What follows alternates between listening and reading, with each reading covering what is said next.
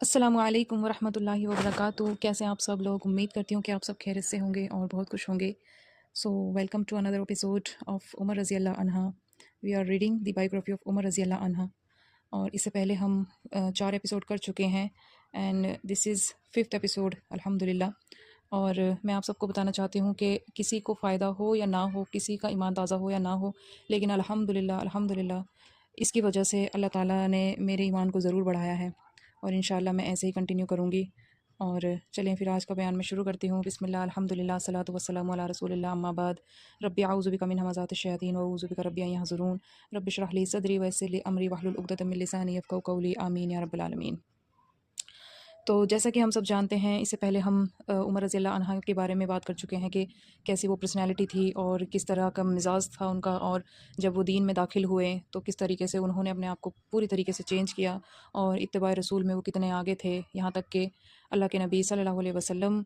نے انہیں بہت سے جو ہے ٹائٹلز دیے، اور بہت سے جو ہے ان کے بارے میں یہ باتیں کی کہ اگر تو کوئی نبی ہوتا میرے بعد تو وہ عمر ہوتے۔ تو اب ہم دیکھتے ہیں ان کا دور خلافت کس طریقے کا تھا، کس طریقے کا وہ عدل اور انصاف کرنے والے تھے، اور کیسی ان کی حکومت تھی۔ جیسا کہ ہم سب جانتے ہیں کہ ان کے دور خلافت کا جو وقت ہے وہ 10 سال ہے، اور حضرت ابو بکر رضی اللہ عنہ کا جو دور خلافت ہے وہ 2 سال کنسیڈر کیا جاتا ہے۔ تو ایک فنی نریشن ہے، جیسے کہ شبانہ باجی نے مجھے کہا تھا کہ کچھ بھی چھوڑے نا، تو میں سب سے پہلے آج وہ فنی نریشن سے ہی شروعات کرتی ہوں کہ ایک بار عمر رضی اللہ عنہ جو ہیں وہ بیٹھ کر مسکرا رہے تھے، بیٹھے بیٹھے ایسا کئی بار ہوتا ہے نا ہم کہ ہنسنے لگ جاتے ہیں، تو ایسے ہی عمر رضی اللہ عنہ جو ہیں ایک بار بیٹھے بیٹھے ہنسنے لگے۔ تو وہاں موجود جو صحابہ تھے وہ پوچھنے لگے کہ اے عمر، تمہیں خود بخود ہنسی کیوں آ رہی ہے، تو ہمیں بھی اس کی وجہ بتاؤ۔ تو جب عمر رضی اللہ عنہ نے کہا کہ مجھے اپنے دور جہالت کے دنوں میں سے ایک واقعہ یاد آ گیا، تو اس لیے مجھے جو ہے ہنسی آنے لگی، تو وہ کہنے لگے کہ اچھا ہمیں بھی سنا وہ کون سا واقعہ ہے۔ تو عمر رضی اللہ عنہ فرمانے لگے کہ ایک بار میں سفر پر نکلا، تو ان کے جو پاس نا یہ سمجھ لیجیے کہ پاکٹ فرینڈلی ان کے گاڈ ہوتے تھے، چھوٹی چھوٹی مورتیاں، جیسے آج بھی ہمیں دیکھنے کو ملتی ہیں کہ چھوٹے چھوٹے گاڈ جو ہیں لوگ اپنی گاڑیوں میں وغیرہ میں رکھے رہتے ہیں، تو اسی طریقے سے ان کے بھی چھوٹی چھوٹی مورتیاں ہوتی تھیں جو وہ سفر میں اپنے ساتھ رکھتے تھے عبادت کے لیے۔ جب انہوں نے دیکھا وہ ریسٹ کے لیے کہیں پر رکے، تو انہوں نے سوچا کہ چلو میں تھوڑی اپنی عبادت ہی کر لوں۔ تو جب انہوں نے اپنی جیبیں تلاش کی اور اپنے پاکٹس تلاش کیے، تو انہیں اپنا جو وہ گاڈ تھا وہ کہیں بھی ملا نہیں۔ تو وہ وہ کہنے لگے کہ یار میں تو اسے گھر ہی بھول آیا۔ تو پھر ان کے دماغ نے کام کیا، اور ان کے پاس کچھ کھجوریں موجود تھی، تو عمر رضی اللہ عنہ فرمانے لگے تو پھر میں نے ان کھجوروں کو مسل کے ایک گاڈ بنایا، اور پھر اسے اپنے سامنے رکھا اور اس کی عبادت کری، اور عبادت کری، اور عبادت کرنے کے بعد جو ہے نا پھر میں بیٹھ گیا، اور پھر اس کے بعد جو ہے مجھے بھوک لگنے لگی، اور بھوک جب مجھے لگی تو سبحان اللہ پھر وہ جو کھجوریں تھیں وہ انہوں نے تناول فرما لی، یعنی وہ اپنے خدا کو کھا گئے۔ تو یہ جو ایک فنی نریشن تھی عمر رضی اللہ عنہ کے بارے میں، تو وہ خود سناتے ہیں یہ، اور خود بھی وہ ہنس رہے تھے، تو تمام صحابہ جو ہے ان کے ساتھ ہنسنے لگے۔ تو اس سے بھی ہمیں یہ سبق ملتا ہے، تو دیکھیے کہ ہر انسان پہ کبھی نہ کبھی یہ دور آتا ہے، ہمیں کسی کے بھی بارے میں ججمنٹل نہیں ہونا چاہیے۔ جیسے کہ آج بہت سارے لوگ جو ہے جاوید اختر کے بارے میں اپنی کمنٹ پاس کر رہے ہیں کہ انہیں بہت بھلا برا کہا جا رہا ہے۔ دیکھو اللہ کے ہاتھ میں ہی ہدایت ہے، ہو سکتا ہے وہ مرنے سے پہلے پہلے ایمان میں داخل ہو جائے، ہو نوز، اللہ ہی جانتا ہے بس۔ تو کسی کے بھی بارے میں ہمیں ججمنٹل نہیں ہونا چاہیے۔ تو اسی طریقے سے صحابہ کے اوپر بھی ایک دور ایسا گزرا جب وہ دور جہالت میں تھے، جب انہوں نے شرک بھی کیا، سارے کام کیے، لیکن جب ان پر حق واضح ہو گیا، جب ان کے سامنے حق آ گیا، اور کیا کہتے ہیں قرآن کی جو آیت ہے، قرآن بھی ہمیں کیا بتاتا ہے، بار بار یہی بتاتا ہے کہ کیا تم عقل نہیں رکھتے؟ اور ہمارا دین بھی ہمیں یہ نہیں کہتا کہ فالو کرتے جاؤ بس بلائنڈلی، سوال مت کرو، فالو کرتے جاؤ، جیسے کہ عیسائیت میں اور یہودیت میں ہوتا ہے کہ ان کے جو بڑے ہوتے ہیں، جیسے کہ گرجا گھر میں ہوتے ہیں، اور ان کے جو بڑے علماء ہوتے ہیں جو بھی، وہ کیا کہتے ہیں اپنی پبلک کو کہ بس سوال مت کرو اور بلائنڈلی بلیو کرو بس۔ تو قرآن ایسا نہیں کہتا، بلکہ قرآن بار بار اس بات کی دلیل دیتا ہے کہ کیا تم عقل نہیں رکھتے؟ تو اسی بات کو لے کر جو ہے آج اتنی بڑی ڈیبیٹ ہوئی، جس میں اللہ تعالیٰ نے دیکھو ایک مشہور انسان کو گمنام کر دیا، اور ایک گمنام شخص کو جو ہے اتنا مشہور کر دیا۔ یہ بھی اللہ تعالیٰ کے ہونے کی ایک سب سے بڑی دلیل ہے، میں یہ سمجھتی ہوں۔ تو صحابہ اکرام کا بھی یہی جو ہے ایٹیٹیوڈ تھا کہ جب وہ ایمان لاتے تھے تو وہ کمپلیٹلی اپنے آپ کو چینج کر دیتے تھے، اور اتباع رسول میں وہ اتنے آگے نکل جاتے تھے کہ جو اللہ تعالیٰ نے حکم دے دیا اور جو ہمارے نبی نے کہہ دیا اس پہ پھر وہ جم جاتے تھے، اور اسی کو کہتے ہیں او سمینا واتانا، سمینا واتانا، یعنی کہ سنا اور ایمان لے آئے۔ ایسے ہی جو ہے صحابہ اور صحابیات کا معمول تھا۔ اب میں آپ کے سامنے عمر رضی اللہ عنہ کی کچھ ایسی نریشنز رکھتی ہوں جس سے یہ پتہ چلتا ہے کہ عمر رضی اللہ عنہ جو رسول اتباع میں سب سے آگے تھے۔ تو سب سے پہلے جو نریشن ہمیں ملتی ہے وہ یہ ہے کہ عمر رضی اللہ عنہ ایک بار جو ہے کعبے کا طواف کر رہے تھے، تو کعبے کا طواف کرنے کے بعد جو ہے انہوں نے حجر اسود کو بوسہ لیا، اور پھر وہ حجر اسود سے یہ کہنے لگے، مطلب یہ اسٹیٹمنٹ انہوں نے دی کہ اے حجر اسود، کہ میں کبھی بھی تجھے بوسہ نہ دیتا اگر میں نے اپنے نبی صلی اللہ علیہ وسلم کو ایسا کرتے ہوئے نہ دیکھا ہوتا۔ یعنی انہوں نے یہ اسٹیٹمنٹ دی حجر اسود کو کہ تو نہ تو مجھے کوئی نفع پہنچا سکتا ہے اور نہ ہی مجھے کوئی نقصان پہنچا سکتا ہے، اگر میں نے اپنے نبی کریم صلی اللہ علیہ وسلم کو ایسا کرتے ہوئے نہ دیکھا ہوتا تو میں تجھے کبھی بھی بوسہ نہ دیتا۔ یعنی اتنی زیادہ وہ اللہ کے رسول صلی اللہ علیہ وسلم کی اتباع کرتے تھے۔ یعنی انہیں یہ پتہ تھا کہ ایک پتھر ہے صرف اور صرف کعبے میں لگا ہوا، اور اس کے اندر کوئی بھی طاقت موجود نہیں ہے ہمیں نفع اور نقصان پہنچانے کی، اور یہ بات انہوں نے کہی، اور یہ اسٹیٹمنٹ جب انہوں نے دی تو باقی اور تمام امت کے لیے بھی انہوں نے یہ میسج چھوڑا، کیونکہ اس وقت وہ امیر المومنین تھے۔ تو بہت سے لوگ آج دیکھیے کیا ہجوم لگا ہوتا ہے، ہم سب دیکھتے ہیں اپنے موبائلز میں، آج کل تو اتنا ایزی ہو گیا ہے دیکھنا کہ، اور بہت سے لوگوں نے تو یہ منظر جو ہے اپنی آنکھوں سے لائیو بھی دیکھا ہوگا کہ حجر اسود کا بوسہ لینے کے لیے ایسا ہجوم جمع کرتے ہیں لوگ کہ یہ بھی بھول جاتے ہیں کہ یہ صرف اور صرف ایک سنت ہے، اور کیا کہتے ہیں، اور ایسی سنت ہے کہ بھائی جس کے بغیر تمہارا ایسا نہیں ہے کہ کوئی تم پر دم واجب ہو جائے گا یا تو کوئی تمہارا فرائض چھوٹ جائے گا۔ مرد اور عورتوں کا ایک ہجوم ہوتا ہے، اور بہت سی دفعہ تو لوگ ایک دوسرے کا احرام بھی کھینچ لیتے ہیں، اور عورتیں بھی موجود ہوتی ہیں اس ہجوم میں، بس اور صرف اس حجر اسود کا بوسہ لینے کے لیے۔ تو یہ اسٹیٹمنٹ ہمارے لیے آج کل کتنی زیادہ کارگر ثابت ہے کہ امیر المومنین اس وقت کے یعنی 22 لاکھ مربع میل پر ان کی حکومت تھی۔ آج کے ٹائم میں اگر ہم اس کو ایزی کر کے دیکھنا چاہیں تو ایسا سمجھیے کہ دنیا کے آدھے حصے میں ان کی حکومت تھی۔ اور مہاتما گاندھی کو تو ہم سب جانتے ہی ہیں، تو مہاتما گاندھی نے اپنی بک میں لکھا ہے عمر بن خطاب رضی اللہ عنہ کے بارے میں کہ اگر دنیا میں ایک اور عمر ہوتا تو پوری دنیا جو ہے وہ مسلمان ہوتی۔ ایسا عدل اور انصاف تھا، ایسا حق اور باطل میں وہ فرق کرنے والے تھے۔ تو ان کی یہ بات جو ہے آج کے ٹائم میں ہم تمام لوگوں کو جو اللہ کے گھر کی زیارت کے لیے جاتے ہیں ان سب کو یہ بتانی چاہیے، سمجھنی چاہیے۔ ہمیں بھی اللہ تعالیٰ اپنے گھر کی بار بار حاضری نصیب فرمائے کہ جب بھی ہم حجر اسود کے پاس جائیں تو ہمیں یہ عمر رضی اللہ عنہ کی یہ اسٹیٹمنٹ جو ہے وہ یاد رکھنی چاہیے کہ اس میں ہمیں نفع اور نقصان پہنچانے کی کوئی طاقت موجود نہیں، بلکہ صرف اور صرف اگر موقع مل جائے تو اتباع رسول کے لیے ہم اس کا بوسہ ضرور لیں، ادروائز ہمارے نبی صلی اللہ علیہ وسلم نے اسے اشارے سے بھی بوسہ لیا ہے۔ دوسرا واقعہ بھی بہت انٹرسٹنگ ہے۔ ایک بار عمر رضی اللہ عنہ کو جب یہ معلوم ہوتا ہے مدینہ میں کہ عورتوں نے جو ہے حق مہر بہت زیادہ بڑھا دیا ہے، تو انہیں یہ محسوس ہوا کہ اگر عورتیں زیادہ حق مہر مانگنے لگیں گی تو نکاح جو ہے وہ بہت مشکل ہو جائے گا۔ تو پھر وہ ممبر پر چڑھتے ہیں، اعلان کرتے ہیں کہ مطلب انہیں یہ لگتا ہے کہ وہ ایک حق مہر جو ہے طے کر دیں تاکہ اس سے زیادہ لوگ نہ مانگ سکیں۔ تو وہ ممبر پر کھڑے ہو کر اعلان کرتے ہیں کہ اے لوگوں، کہ مجھے معلوم ہوا ہے کہ تم نے حق مہر جو ہے بہت زیادہ بڑھا دیا ہے۔ تو پھر وہ یہ اسٹیٹمنٹ دیتے ہیں کہ اس سے زیادہ مطلب ایک رقم طے کی جاتی ہے اور اس سے زیادہ کوئی بھی حق مہر نہیں لے سکتا۔ تو پیچھے سے ایک آواز آتی ہے مدینہ کی قریشی خاتون کی، اور وہ آواز دیتی ہے کہ اے عمر، اور انہیں قرآن پڑھ کے سناتی ہیں جس کا ترجمہ یہ ہوتا ہے کہ اللہ تعالیٰ نے اجازت دی ہے ان مردوں کو جو دے سکتے ہیں، اگر تم خزانے کے برابر بھی دے سکتے ہو تو دو، مطلب اس کا میننگ یہ ہے۔ تو جب وہ قریشی خاتون جو ہیں عمر رضی اللہ عنہ کو یہ قرآن پڑھ کے سناتی ہیں تو وہ فوراً رک جاتے ہیں وہاں پر اور واپس جاتے ہیں، اور ممبر پر کھڑے ہو کر اپنا جو ہے اسٹیٹمنٹ چینج کرتے ہیں، اور پھر یہ قرآن کی آیت پڑھ کر سناتے ہیں اور کہتے ہیں کہ یہ عورتوں کا حق ہے، وہ جتنا چاہیں لکھوا سکتی ہیں۔ جی ہاں، انہوں نے یہ اپنی اسٹیٹمنٹ پھر فوراً چینج کی صرف اور صرف ایک عورت کے کہنے پر۔ اور پھر وہ اپنی اصلاح کس طریقے سے کرتے ہیں، وہ خود سے کہتے ہیں کہ اے عمر، کہ تمہیں کیا ہو گیا ہے کہ مدینے کی جو قریش عورتیں ہیں وہ تم سے زیادہ قرآن کو جاننے لگی ہیں۔ یعنی کہ اس طریقے سے وہ اپنی اصلاح کیا کرتے تھے، اپنی سیلف اکاؤنٹیبلٹی کرتے رہتے تھے۔ ایک اور حدیث میں آپ کے سامنے رکھتی ہوں، عبد الرحمن بن عوف کی یہ حدیث ہے۔ ایک بار مدینے میں اذان کی آواز آتی ہے، لیکن اس وقت نماز کا وقت نہیں ہوتا۔ اذان کی آواز بیسکلی اس وقت لوگوں کو جمع کرنے کے لیے، کچھ ضروری اعلان کرنے کے لیے بھی کی جاتی تھی۔ تو جب انہیں اذان کی آواز آتی ہے تو بیسکلی انہیں یہی تھا کہ امیر المومنین نے ہی اذان کروائی، تو سب کے سب جو ہے مسجد میں جمع ہو جاتے ہیں۔ جب سب کے سب مسجد میں آ جاتے ہیں تو عمر بن خطاب رضی اللہ عنہ جو ہے وہ ممبر پر چڑھتے ہیں اور اللہ کی تعریف بیان کرتے ہیں، اور پھر درود پڑھتے ہیں اللہ کے نبی صلی اللہ علیہ وسلم پر، اور پھر اپنا خطبہ جو ہے وہ سٹارٹ کرتے ہیں۔ لوگ سمجھتے ہیں کہ بہت زیادہ کوئی امپورٹنٹ اور ضروری مسئلہ ہوگا۔ تو جب وہ اپنا خطبہ شروع کرتے ہیں تو کہتے ہیں کہ اے لوگو، ایک وقت وہ تھا جب میرے پاؤں میں جوتیاں نہیں ہوا کرتی تھی، اور میں صبح سے لے کے شام تک، اور شام سے لے کے صبح تک جو ہے میں ننگے پاؤں اور ننگے سر جو ہے ریگستان میں اونٹوں کو چرایا کرتا تھا، اور سارا دن جو ہے محنت مزدوری کرنے کے بعد مجھے اتنی کھجوریں مل جایا کرتی تھی کہ میرا اس دن کا گزارا ہو جایا کرتا تھا۔ تو یہ بات عمر رضی اللہ عنہ کہتے ہیں اور ممبر سے اتر جاتے ہیں۔ تو عبد الرحمن بن عوف جو یہ حدیث نریٹ کر رہے ہیں وہ کہتے ہیں کہ اے امیر المومنین، کہ کیا آپ نے ہمیں یہ بات بتانے کے لیے جمع کیا تھا؟ تو وہ کہتے ہیں ہاں، اسی لیے میں نے جمع کیا تھا تاکہ جو میری اصل حقیقت ہے وہ میرے سامنے رہے، یعنی کہ وہ اس طریقے سے خطبہ دیتے ہیں تاکہ وہ اپنا تزکیہ آپ کر سکیں، اپنے آپ کو اس طریقے سے وہ ٹریٹ کرتے تھے، یعنی کہ ان کے دل میں کوئی تکبر پیدا نہ ہو کہ آج وہ اتنے بڑے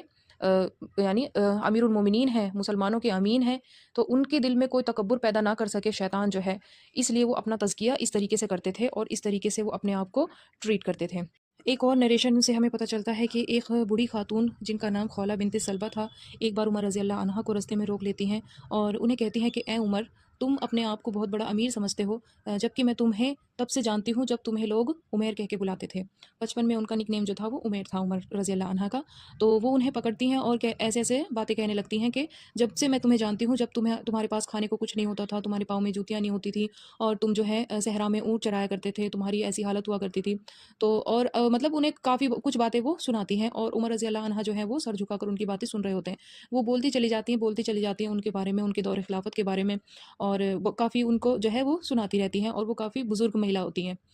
اولڈ ایج لیڈی ہوتی ہیں وہ۔ تو جو صحابہ ہوتے ہیں ان کے ساتھ کھڑے ہوئے تو وہ کہتے ہیں امیر المومنین، آپ انہیں چپ کیوں نہیں کراتے کہ آپ ہمیں حکم دیں کہ ہم انہیں چپ کرائیں، آپ ان کی اتنی باتیں کیوں سن رہے ہیں؟ تو عمر بن خطاب رضی اللہ عنہ جو ہے وہ جواب دیتے ہیں کہ انہیں کہنے دو جو یہ کہہ رہی ہیں، یہ وہ خاتون ہیں جن کی بات جو ہے اللہ تعالیٰ نے ساتوں آسمان کے اوپر سنی ہے، تو میں کون ہوتا ہوں ان کی بات کو رد کرنے والا، کہ میں کون ہوں جو ان کی بات کو نہ سنوں۔ تو یہ ان کا جو ہے ایٹیٹیوڈ تھا، اور ان کا جو بیہیویئر تھا اپنی مطلب عوام کے ساتھ میں۔ تو یہ وہ خاتون تھی جن کے اوپر جو ہے طلاق کی جو آیتیں اللہ تعالیٰ نے چینج کی تھی، جب یہ اپنے شوہر سے جھگڑا کرنے کے بعد اما عائشہ رضی اللہ عنہا کے پاس آئی تھی، اور اللہ تعالیٰ نے پھر وہی نازل کر کے طلاق کا جو مسئلہ ہے وہ چینج کیا تھا۔ پہلے کچھ اور تھا اور پھر بعد میں کچھ اور کر دیا تھا، جیسا کہ ہم سب آج جانتے ہیں۔ ایسے ہی ایک بار عمر رضی اللہ عنہ ممبر پر کھڑے ہو کر خطبہ دے رہے ہوتے ہیں، تو ایک شخص کھڑا ہوتا ہے اور انہیں برا بھلا کہنا شروع کر دیتا ہے، اور کہتا ہے کہ اے عمر، تم ناانصافی کرتے ہو اور تم عدل نہیں کرتے ہو۔ اس طریقے سے انہیں برا بھلا کہنا شروع کر دیتا ہے۔ تو عمر رضی اللہ عنہ کو جو ہے غصہ آ جاتا ہے، اور بہت زیادہ جو ہے وہ غصہ ہو جاتے ہیں اور کہنے لگتے ہیں کہ تم میرے بارے میں اس طریقے سے کیسے بات کر رہے ہو کہ اگر ہم عدل نہیں کریں گے تو اور کون کرے گا، اگر میں انصاف نہیں کروں گا تو پھر اور کون کرے گا۔ تو جیسے ہی ان کو غصہ آتا ہے تو ایک شخص کھڑے ہوتے ہیں مجمع میں سے، اور عمر رضی اللہ عنہ کو قرآن کی ایک آیت پڑھ کر سناتے ہیں، اور وہ کہتے ہیں، جس کا مفہوم یہ ہے کہ اے امیر المومنین، کہ آپ ناراض کیوں ہوتے ہیں؟ تو پھر وہ قرآن کی جو آیت ہے وہ پڑھ کر سناتے ہیں کہ اللہ تعالیٰ نے آپ کو نیکی کا حکم دیا ہے، اور آپ نیکی کریں اور دوسروں کے ساتھ نرمی سے پیش آئیں، اور جو لوگ جاہل ہیں انہیں اگنور کریں۔ تو یہ قرآن کا جو ہے وہ مفہوم ہوتا ہے جو آیت انہوں نے پڑھ کر سنائی تھی امیر المومنین رضی اللہ عنہ کو۔ جب وہ یہ بات سنتے ہیں تو ان کا غصہ جو ہے فوراً ٹھنڈا ہو جاتا ہے، اور اپنے غصے کو ترنت ہی وہ پی لیتے ہیں اور بالکل خاموشی اختیار کر لیتے ہیں۔ تو یہاں سے بھی انہیں یہ پتہ چلتا ہے کہ کس طریقے سے وہ سمینا و اطعنا یعنی سنتے تھے اور ایمان لے آتے تھے۔ جب قرآن کا کوئی حکم ان کے سامنے آ جاتا تھا تو پھر وہ اپنی نہیں چلاتے تھے، یعنی اپنی جو مرضی ہے، اپنا جو نفس ہے، اپنی جو ڈیزائر ہے، اپنا جو غصہ ہے، اس کو ایک طرف رکھ دیتے تھے، اور جو اللہ کا حکم ہے، جو اللہ کی مرضی ہے، جو اللہ کا آرڈر ہے، اسے ایکسیپٹ کر لیتے تھے فوراً سے۔ تو یہاں سے بھی ہمیں پتہ چلتا ہے کہ کس طریقے سے وہ اللہ تعالیٰ کی اتباع کرتے تھے اور اللہ کے نبی صلی اللہ علیہ وسلم کی اتباع کرتے تھے۔ تو یہ کچھ نریشنز تھی اتباع رسول کے بارے میں جو میں نے آپ کے سامنے رکھی۔ اب ہم کچھ ڈریمز دیکھیں گے نبی کریم صلی اللہ علیہ وسلم کی۔ اور اچھا، یہ ون آف صحابی ہیں جن کے بارے میں سب سے زیادہ اللہ کے نبی صلی اللہ علیہ وسلم نے خواب دیکھے ہیں۔ اللہ کے نبی صلی اللہ علیہ وسلم کے خواب میں مطلب یہ صحابی سب سے زیادہ آئے ہیں، بیسیکلی کہنے کا مطلب یہ ہے۔ اللہ کے نبی صلی اللہ علیہ وسلم صبح فجر کی نماز کے بعد جب مسجد نبوی میں بیٹھے رہتے تھے تو اس وقت تمام صحابہ جو ہیں اپنے مسئلے مسائل بھی پوچھتے، اپنے خواب بھی بتاتے، اور اللہ کے نبی صلی اللہ علیہ وسلم سے اس کی تعبیر بھی معلوم کرتے تھے۔ تو ایک بار اللہ کے نبی صلی اللہ علیہ وسلم نے اپنا خواب بتایا۔ وہ فرماتے ہیں کہ مجھے اپنی امت دکھائی گئی، اور امت میں دیکھتا کیا ہوں کہ کچھ لوگ ہیں اور اس میں جو ہے انہوں نے کپڑے پہنے ہوئے ہیں، تو قمیض پہنی ہوئی ہیں، بیسکلی قمیض کا لفظ ہے اس میں، تو اس میں یہ ہے کہ کسی کی قمیض چھوٹی ہے، کسی کی درمیانی ہے، کسی کی لمبی ہے، اس طریقے سے۔ تو جب میں دیکھ ہی رہا ہوتا ہوں کہ میری نظر اچانک سے عمر کے اوپر پڑتی ہے، اور جب میں اس کے جو کپڑوں پر کو میں دیکھتا ہوں تو اتنے لمبے ان کے کپڑے ہوتے ہیں کہ وہ اس کو ڈریگ کر رہے ہوتے ہیں۔ تو بیسکلی یہ خواب تھا۔ تو صحابہ جو ہوتے ہیں وہ پوچھتے ہیں کہ اے صلی اللہ علیہ وسلم کہ آپ کس طریقے سے اس کو جو ہے اس کی تعبیر کرتے ہیں؟ تو آپ صلی اللہ علیہ وسلم نے فرمایا کہ الایمان، یعنی یہ ایمان ہے عمر رضی اللہ عنہ کا۔ تو یہ ایک ڈریم تھا۔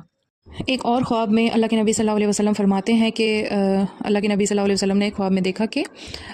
آپ جو ہے وہ دودھ نوش فرما رہے ہیں، اور دودھ جو ہے آپ کی فنگر ٹپس تک جو ہے وہ بھر گیا، فلو ہو گیا ہے، اور فنگر ٹپس کے سے بھی باہر فلو ہونے لگا، اور عمر رضی اللہ عنہ جو ہے وہ اس دودھ کو اللہ کے نبی صلی اللہ علیہ وسلم کی انگلیوں سے لے رہے ہیں، یعنی ٹیک کر رہے ہیں۔ تو پھر صحابہ پوچھتے ہیں کہ یا رسول اللہ کہ آپ اس کی کس طریقے سے تعبیر کرتے ہیں؟ تو آپ صلی اللہ علیہ وسلم فرماتے ہیں کہ العلم، یعنی یہ علم ہے جو عمر مجھ سے لیتے ہیں۔ یعنی یہاں سے بھی یہ پتہ چلتا ہے کہ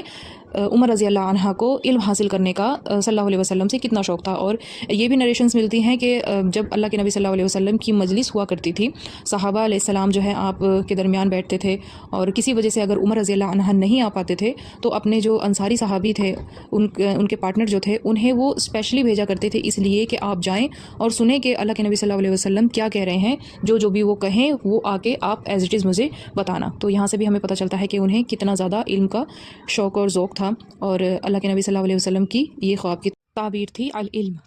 ایک اور خواب کے حوالے سے حدیث میں آپ کے سامنے رکھتی ہوں، جو کہ صحیح مسلم اور صحیح بخاری دونوں میں موجود ہے۔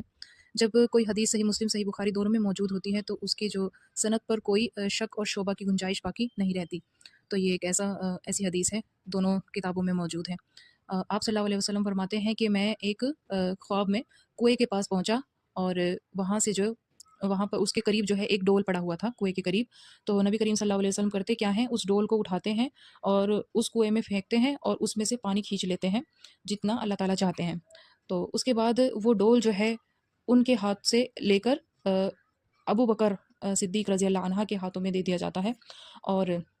جب ابو بکر صدیق رضی اللہ عنہ جو ہے اس ڈول کو کنویں میں پھینکتے ہیں تو وہ جو ہے نا 2 بکٹس پانی نکالتے ہیں، اور نبی کریم صلی اللہ علیہ وسلم فرماتے ہیں کہ ان کے پانی کو کھینچنے میں کمزوری تھی، کہ اللہ تعالیٰ ان کی اس کمزوری کو معاف فرمائے۔ اور پھر کہتے کیا ہیں کہ اللہ کے نبی صلی اللہ علیہ وسلم فرماتے ہیں کہ پھر اللہ کے نبی صلی اللہ علیہ وسلم دیکھتے ہیں کہ وہ جو ڈول ہے، وہ جو بکٹ ہے، یا وہ کیا ہوتا ہے، دیکھتے ہی دیکھتے وہ بڑا ہو جاتا ہے، یعنی اس کی جو ڈینسٹی ہوتی ہے وہ بگ ہو جاتی ہے، بڑی ہو جاتی ہے، اور پھر وہ جو ڈول ہے وہ عمر رضی اللہ عنہ کے ہاتھ میں آ جاتا ہے۔ اور پھر عمر رضی اللہ عنہ کرتے کیا ہیں کہ ان کے پانی کھینچنے میں سبحان اللہ بہت زیادہ طاقت تھی، یہاں تک کہ اللہ کے نبی صلی اللہ علیہ وسلم فرماتے ہیں کہ جب وہ پانی کو کھینچتے ہیں تو ان کے اس پانی کو کھینچنے سے یعنی تمام کے تمام انسان جو ہیں وہ ان کی پیاس بجھ جاتی ہے، بلکہ جو حیوانات ہوتے ہیں وہاں پر موجود، یعنی چرند پرند اور جتنے بھی جانور وغیرہ، ان سب کی بھی جو ہے پیاس بجھا دیتے ہیں عمر رضی اللہ عنہ۔ تو جب صحابہ رضی اللہ عنہ اس خواب کی تعبیر معلوم کرتے ہیں تو نبی کریم صلی اللہ علیہ وسلم اس پر یہ جواب دیتے ہیں کہ دور خلافت، یعنی ہم سب جانتے ہیں کہ 2 سال جو ہے ابو بکر رضی اللہ عنہ کا دور خلافت رہا، اور 10 سال جو ہے عمر رضی اللہ عنہ کا دور خلافت رہا، اور کس طریقے سے انہوں نے عدل اور انصاف قائم کیا کہ ایک بھی انسان جو ہے وہاں پر زکوٰۃ لینے والا باقی نہیں رہا، اور دن میں جو ہے وہ اپنے حکومت کے کام کیا کرتے تھے، اور راتوں کو گشت کیا کرتے تھے کہ کہیں جو ہے کسی کو کوئی پریشانی تو نہیں ہے، یعنی ان کی حکومت میں۔ اور عمر رضی اللہ عنہ کا ایک بڑا فیمس قول ہے، وہ کہتے تھے کہ اگر دجلہ کے کنارے کوئی کتا بھی پیاسا مر گیا تو اس کا سوال جو ہے وہ عمر سے ہوگا۔ تو یہاں سے بھی ہمیں پتہ چلتا ہے کہ وہ کتنے زیادہ فکر مند تھے۔ آج کے حکمرانوں کو اگر ہم دیکھیں تو ان سے اگر ہم کمپیئر کیا جائے تو کیا نتیجہ نکلتا ہے؟ کچھ بھی نہیں، وہ زیرو ہیں، زیرو بالکل۔ عمر رضی اللہ عنہ جیسا حکمران نہ دنیا میں کبھی آیا ہے شاید اس سے پہلے، اور اب تو بالکل بھی مجھے امید نہیں ہے کہ آئے گا۔ اللہ ہی اگر چاہے تو ہمیں دکھا سکتا ہے، لیکن ان جیسا عدل اور انصاف شاید ہی کوئی قائم کر سکے۔ ایک اور بڑا مشہور خواب آپ نے پہلے بھی سن رکھا ہوگا، نبی کریم صلی اللہ علیہ وسلم فرماتے ہیں، شاید میں نے ام سلیم والے قصے میں یہ سنایا بھی تھا۔ آپ صلی اللہ علیہ وسلم فرماتے ہیں کہ مجھے جنت کی سیر کروائی گئی تو میں نے جنت میں ام سلیم کا نام تھا رمیسہ، کہ میں نے جنت میں رمیسہ کو دیکھا، اور پھر آگے بڑھے تو بلال کی قدموں کی آہٹ انہیں سنائی گئی۔ تو بلال رضی اللہ عنہ سے آپ صلی اللہ علیہ وسلم فرماتے ہیں کہ اے بلال، کہ تم ایسا کون سا عمل کرتے ہو کہ تمہارے قدموں کی آواز جو ہے مجھے جنت میں سنائی گئی۔ اس کے بعد جو ہے نبی کریم صلی اللہ علیہ وسلم فرماتے ہیں کہ مجھے مختلف جگہیں جو ہیں دکھائی گئیں جب جبرائیل علیہ السلام جو ہے انہیں جنت کی سیر کروا رہے تھے، تو آپ صلی اللہ علیہ وسلم کو ایک بہت خوبصورت محل پیلس دکھایا گیا۔ آپ صلی اللہ علیہ وسلم نے پوچھا کہ یہ محل کس کا ہے، یعنی پہلے تو آپ صلی اللہ علیہ وسلم نے یہ سوچا کہ یہ شاید میرا ہی ہوگا، لیکن جب آپ صلی اللہ علیہ وسلم نے پوچھا کہ جبرائیل یہ کس کا محل ہے، تو آپ نے فرمایا، جبرائیل امین نے فرمایا کہ یہ محل جو ہے وہ عمر کا ہے۔ اور وہاں پر آپ صلی اللہ علیہ وسلم کو ایک حور بھی دکھائی گئی جو کہ اس محل کے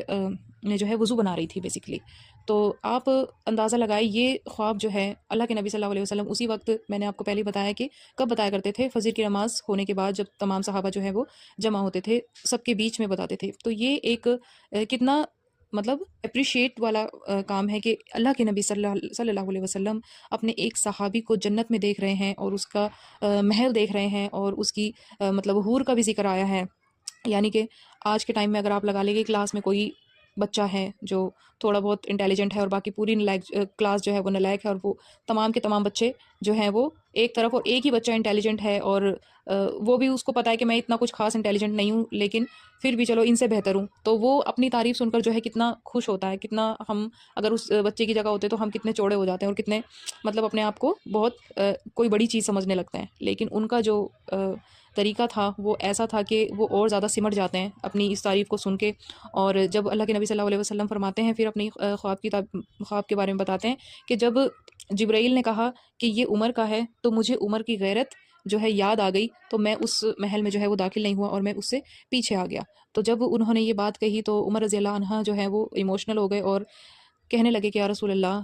آپ پر میں قربان، میرے بچے قربان، میری جان مال میرا خاندان سب کچھ قربان، کہ آپ کو کس غیرت نے روکا، کہ عمر تو آپ کے سامنے کچھ بھی نہیں ہے۔ تو یہاں سے بھی ہمیں پتہ چلتا ہے کہ عمر رضی اللہ عنہ کے دل میں نبی کریم صلی اللہ علیہ وسلم کی کتنی محبت تھی۔ ایک اور بہت مشہور نریشن ملتی ہے، آپ سبھی نے سن رکھی ہوگی۔ آپ صلی اللہ علیہ وسلم فرماتے ہیں کہ اے عمر، اس ذات کی قسم جس کے ہاتھ میں میری جان ہے، جب شیطان تمہیں کسی راستے پر چلتا ہوا دیکھتا ہے تو شیطان وہ راستہ چھوڑ دیتا ہے۔ جی ہاں، آپ صلی اللہ علیہ وسلم نے یہ عمر رضی اللہ عنہ کے بارے میں فرمائی تھی کہ وہ اتنے زیادہ شدید ہیں اپنے معاملے میں، اور ابن حجر اس کی وضاحت کرتے ہیں اور وہ کہتے ہیں کہ ایسا اس لیے تھا کیونکہ عمر رضی اللہ عنہ جو ہے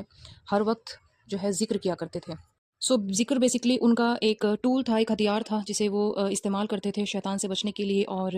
ہمارے لیے بھی آج یہی میسیج ہے کہ ہم ذکر کو، اللہ تعالیٰ کے ذکر کو جو ہے مضبوطی سے تھامے رکھیں، تاکہ ہم بھی اپنے سب سے بڑے دشمن شیطان سے جو ہے وہ بچے رہیں۔ اور ہے بھی یہی بات، اللہ تعالیٰ بھی قرآن میں یہی فرماتے ہیں کہ اللہ کے ذکر میں ہی سکون ہے۔ اور حضرت حفصہ رضی اللہ عنہا سے بھی ایک حدیث روایت ہے کہ وہ فرماتی ہیں کہ جب عمر رضی اللہ عنہ ایمان لے آئے تو اس کے بعد شیطان اور عمر کے جو ہیں وہ راستے بالکل جدا جدا ہو گئے، وہ پھر کبھی ایک نہیں ہوئے۔ جیسے کہ میں نے آپ کو پہلے بتایا تھا کہ عمر رضی اللہ عنہ جب نبی کریم صلی اللہ علیہ وسلم کے قتل کے ارادے سے اپنے گھر سے نکلے تھے تو کس قدر وہ غصے میں تھے اور کس قدر ان پر جو ہے شیطان سوار تھا، لیکن جب وہ سورہ طٰہٰ کی آیت کو سنتے ہیں تو بالکل اپنے آپ کو چینج کر لیتے ہیں اور اس طریقے سے اللہ تعالیٰ کے ذکر کو اپنے اندر اتارتے ہیں کہ پھر شیطان جو ہے وہ راستہ چھوڑ دیتا ہے جہاں سے عمر گزرتے ہیں۔ تو اسی طریقے سے آج ہمیں بھی اپنی زندگی میں جو ہے ذکر کو، اللہ کے ذکر کو مضبوطی سے تھامے رکھنا چاہیے، کہ آج ہماری زندگیوں میں جہاں انزائٹی، ڈپریشن، ٹینشن اتنا عام ہو چکا ہے، اور چاہے پہلے کا زمانہ ہو چاہے آج کا زمانہ ہو، اللہ کے ذکر کے بغیر تو کسی بھی جان کو سکون نہیں مل سکتا۔ اللہ تعالیٰ بھی قرآن میں فرماتا ہے الا بذکر اللہ تطمئن قلوب، تو اللہ کے ذکر میں ہی سکون ہے۔ تو اس لیے صبح اور شام کے ذکر، اذکار کو اور اپنی نمازوں کو پابندی سے تھامے رکھیں۔ اصل میں اب تک جو ہم نے عمر رضی اللہ عنہ کے بارے میں جتنا کچھ جانا ہے وہ ان کی زندگی کا صرف ایک پہلو ہم نے دیکھا ہے کہ وہ کتنے سخت مزاج تھے، کتنا ان کا عدل اور انصاف تھا، کتنے وہ حق اور باطل میں فرق کرنے والے تھے۔ ابھی یہ جاننا باقی ہے کہ وہ کتنے بڑے عابد تھے۔ جی ہاں، وہ کتنے بڑے عبادت گزار تھے، کس طرح سے وہ اللہ تعالیٰ کی عبادت میں خود کو صرف کرتے تھے۔ آنے والے ایپیسوڈز میں ہم انشاءاللہ اس پر بھی بات کریں گے کہ وہ کتنے بڑے عبادت گزار تھے۔ تو پھر بنے رہیے ہمارے ساتھ، دعا میں مجھے اپنی یاد رکھیے گا۔ السلام علیکم ورحمۃ اللہ وبرکاتہ۔